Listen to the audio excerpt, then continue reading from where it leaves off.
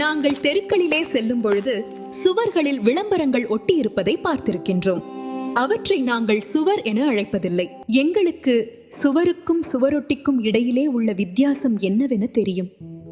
ஆனால் எங்களை பற்றி வரும்பொழுது எங்களது பெயர், எங்களது வேலை, அதுதான் நாங்கள் என எண்ணுகின்றோம்.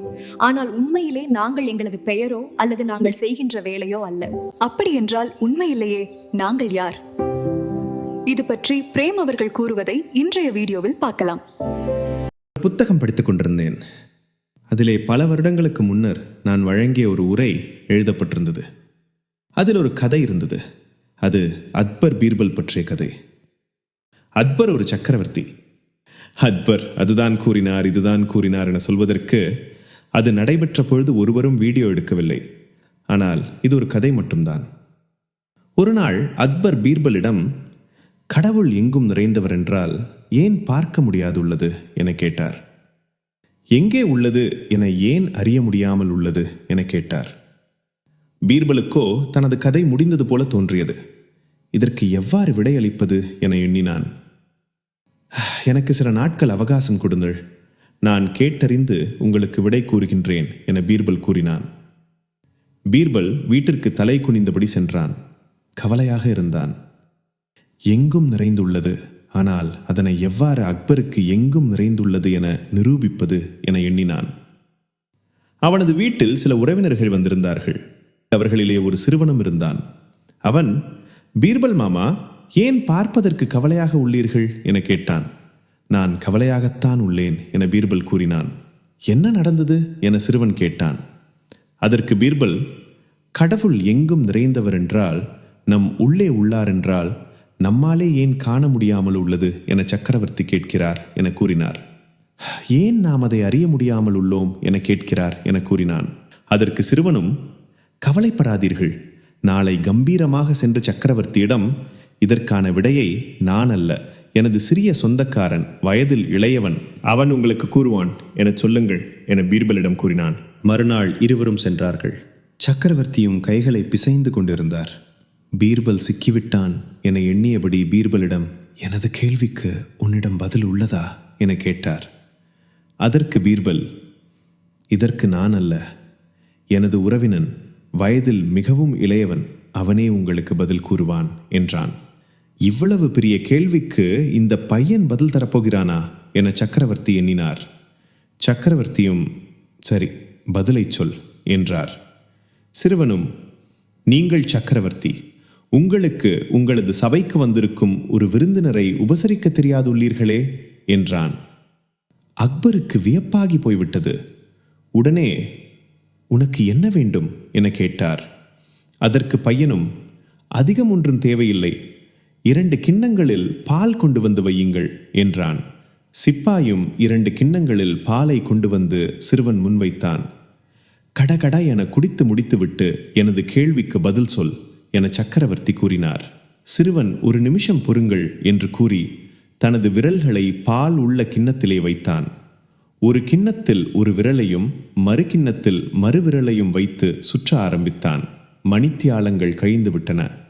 சக்கரவர்த்தியும் பார்த்து கொண்டிருந்தார். இவன் என்ன செய்கின்றான் என்ன எண்ணினார். 2 மணி நேரம் கழித்து விட்டது. எனது கேள்விக்கு விடை எப்பொழுது சொல்வாய் என சக்கரவர்த்தி கேட்டார். அதற்கு சிறுவனும், பொறுமையாக இருங்கள், இப்பொழுது 2 மணி நேரம் தான் கழிந்துள்ளது, பொறுமையாக இருங்கள் என்றான். 3 மணி நேரம் கழிந்து விட்டது. 4 மணி நேரம் கழிந்து விட்டது. இப்பொழுது சக்கரவர்த்திக்கு பொறுத்து கொள்ள முடியாமல் போய்விட்டது. என்ன செய்கிறாய்? பால் கிண்ணம் 2லும் விரலை விட்டு என்ன செய்கிறாய் என்று கேட்டார். அதற்கு அவன், சக்கரவர்த்தியே, இந்த பாலிலே வெண்ணெய் உள்ளதா என கேட்டான். சக்கரவர்த்தியும், ஆம் உள்ளது என கூறினார். நான் பாலிலிருந்து வெண்ணெயை எடுத்து கொண்டிருக்கின்றேன் என்று சொன்னான். அவ்வாறு வெண்ணெய் வராது என சக்கரவர்த்தி கூறினார். இவ்வாறு வெண்ணெயை எடுக்க முடியாது. பாலை கொதிக்க வைத்து உறைய வைத்து தயிராக்கி தயிரை கடைந்தால்தான் வெண்ணெய் வரும் என கூறினார்.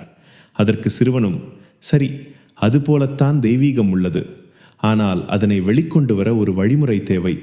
உங்களுக்கு அந்த வழிமுறை தெரியாவிட்டால் நீங்கள் அதனை அறிந்து கொள்ள முடியாது, புரிந்து கொள்ள முடியாது என கூறினான். எனவே தன்னைத்தானே அறிந்து கொள்வது, தன்னைத்தானே அறிந்து கொள்வது என்பதன் அர்த்தம் என்ன? ஆத்ம ஞானம். ஆத்ம ஞானமில்லாத மதுரை காசி என அலைவதினால் என்ன பயன் என கூறப்பட்டுள்ளது. தன்னைத்தானே அறியாத ஆத்ம ஞானமில்லாத மனிதன் அலைந்து திரிகின்றான். அது என்ன? தன்னை பற்றி அவன் என்ன எண்ணுகிறான், அவன் யார் என்பதும் தன்னை பற்றி அவன் என்ன எண்ணுகின்றான் என்பதும் இரண்டும் வெவ்வேறு விடயங்கள். இன்று உலகில் எங்கு சென்றாலும் நீங்கள் யார், நீங்கள் யார் என்று கேட்பார்கள். ஒருவர் தான் டாக்டர் என்பார் அல்லது தனது பெயரை கூறுவார். டாக்டர்கள் முதலிலேயே தாங்கள் டாக்டர் என கூறிவிடுவார்கள். எனது பெயர் டாக்டர் இன்னார் என கூறுவார்கள். இன்னார் எனும் பகுதிதான் அவருடைய உண்மையான பெயர். உண்மையாகவா? ஒருவர் தனது பெயர் ஹரிராம் என்பார். உண்மையாகவா?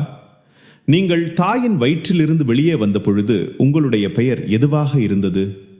நீங்கள் அப்பொழுது உயிருடன் இருந்தீர்களா, இல்லையா? அல்லது உயிரின்றி பிறந்தீர்களா? உயிருடன் பிறந்தீர்கள் என்றால் உங்களது பெயர் எதுவாக இருந்தது? ஒன்றுமே இல்லை. இன்னும் பெயர் வைக்கவே இல்லை. பேப்பரிலே இன்னும் எழுதப்படவில்லை. என்ன பெயர் வைப்பது என ஒருவரும் இன்னமும் யோசிக்கவே இல்லை. நீங்கள் ஆணா பெண்ணா என தெரியாத பொழுது பெயர் வைப்பதில் என்ன பிரயோசனம்? நீங்கள் உயிருடன் இருந்தீர்கள் என்றால், உங்களுக்கு பெயர் இருக்கவில்லை என்றால், அப்பொழுதும் உயிருடன் இருந்தீர்களா? பெயர் இல்லாமல் உயிருடன் இருந்தீர்களா? அப்படி என்றாலும் உங்களுக்கும் உங்களது பெயருக்கும் என்ன சம்பந்தம் உள்ளது? ஒரு சம்பந்தமும் இல்லை. இரண்டாவது விஷயம், இந்த உடல் யாருடையது? இது உங்களுடையதா? யாருடையது? மிகவும் அமைதியாகிவிட்டீர்கள். இப்பொழுது முற்றிலும் நிசப்தமாகிவிட்டது. யாருடையது? ஒருவர் படைத்தவருடையது என கூறுகிறார். இந்த நிகழ்ச்சி முடிந்த பின்னர் நீங்கள் படைத்தவரிடம் போகப் போகிறீர்களா? உண்மையாகவே போகப் போகிறீர்களா? அல்லது இங்கிருந்து உங்கள் வீடு வரை பிரார்த்தனை செய்து கொண்டு போவீர்களா? கடவுளின் தூதுவன் வந்து அழைத்த போது கபீர் அழுதாராம். மெய்ப்பொருளின் கூட்டத்தில் கிடைக்கும் சுகம் வைகுண்டத்திலும் கிடைக்காது என்கிறார் கபீர். அவர் இதனை எவ்வாறு எழுதினார்? உங்களது வாழ்க்கையில் உங்களுக்கு துன்பம் ஏற்படுகிறதா இல்லையா? மனைவி உங்களுக்கு ஏதாவது தலைகீழாக சொன்னால் உங்களுக்கு துன்பம் ஏற்படுமா? நீங்கள் உங்கள் மனைவிக்கு ஏதாவது தலைகீழாக சொன்னால் அவளுக்கு துன்பம் ஏற்படும். நீங்கள் உங்களது மகனுக்கு ஏதாவது தலைகீழாக சொன்னால் அவனுக்கு துன்பம் ஏற்படும். முதலாளி உங்களுக்கு ஏதாவது தலைகீழாக சொன்னால் உங்களுக்கு துன்பம் ஏற்படும். எனவே இங்கே என்ன நடைபெறுகின்றது? இன்பமும் துன்பமும் உங்களுடனேயே உள்ளது என்றால் ஏன் துன்பம் ஏற்படுகின்றது? ஏன் இன்பம் ஏற்படவில்லை? தன்னைத்தானே அறிந்து கொள்ள வேண்டும். நான் யார், நான் என்ன, இதனை அறிந்து கொள்ள வேண்டும். காலையிலே நீங்கள் எதனை கழுவி உங்களை சுத்தமாக்க முயல்கிறீர்களோ அந்த பொருட்களால் தான் இந்த உடல் உருவாக்கப்பட்டுள்ளது. இந்த உடல் நீங்கள் வெறுக்கும் அதே மண்ணினால் தான் உருவாக்கப்பட்டுள்ளது. மனிதனின் இந்த உடல் அந்த பொருட்களால் தான் உருவாக்கப்பட்டுள்ளது. இது ஒரு சங்கமம். இங்கு இருக்கும் எல்லோரும் விடயங்களின் சங்கமம். இந்த சங்கமத்திலே ஒன்று அனுபவம் செய்யும் கருவி. அந்த கருவியின் உள்ளே அழிவற்ற பொருள் உள்ளது. உங்களால் அதனை அனுபவம் செய்ய முடியும். இந்த கருவி அழியும், அழிவற்ற பொருள் அழியாது.